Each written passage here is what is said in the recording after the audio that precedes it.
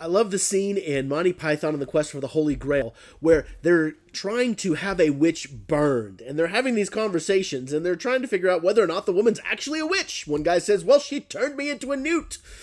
Well, I got better. And then they argue, and they say, well, does a wood, what does a witch, why does she burn? Because a witch is made of wood. Well, what does the wood do? Well, wood floats. What else floats? Small rocks, churches, a duck. Therefore, if the witch weighs the same as a duck, she must be a witch. Burn her! We have this thing where we mistake things for reality all the time. In other words, we what we really think it is not really what it is.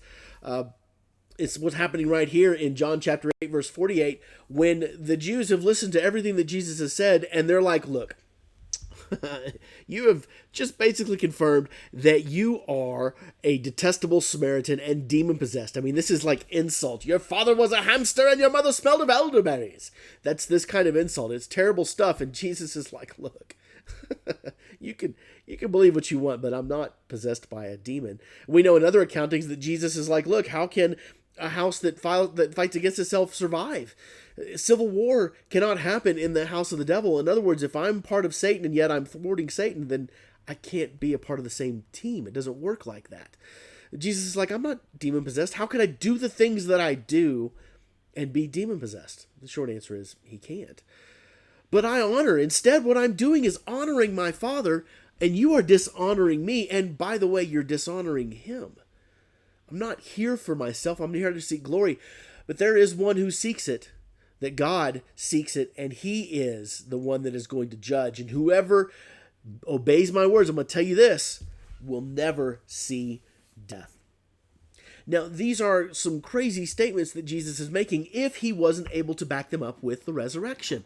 I mean, these are the kind of things that a crazy man would say. And the truth is that at the time, you could see where the people would be justified in saying that to Jesus, because he's saying things that no one has ever heard before. He's saying and proving and doing things that no one has ever done, and yet he still has the ultimate proof to come. The crucifixion is the ultimate proof that he is a man who dies. But the resurrection is the ultimate proof that Jesus is exactly who he says he is.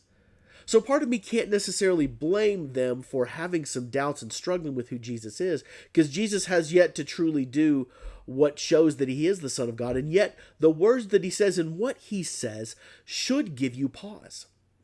It should make you wonder, what am I chasing? And am I chasing the right things? Even if Jesus had been a madman, a lot of the things that he said made sense.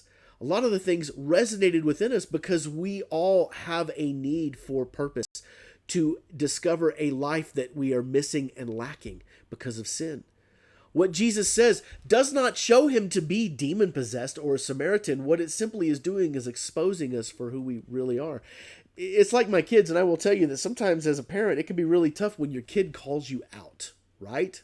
I mean, it's hard. It's humbling. It's like, Dad, why are you doing this? Dad, you shouldn't do this. Or Dad, your breath stinks.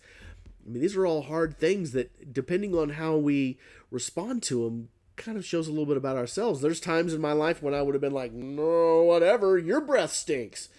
Deflecting. There would have been other times when I would have been like, I would have probably been like a Pharisee, full of bluster when Jesus says things that I know I don't like, that I know secretly deep down are true, but my response is going to be to point the finger at him. No, you are instead.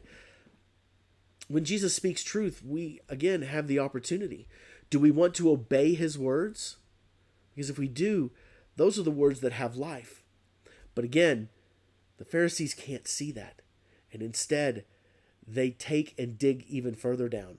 Now we know that you were demon-possessed, because Abraham died, and so do the prophets. Everyone dies, Jesus. Did you not know this? They will never see death. What? We're all going to die. Come on, Jesus. And truth be told, even Jesus died. So what exactly did Jesus mean when he says you're never going to see death? Let's talk about that next time.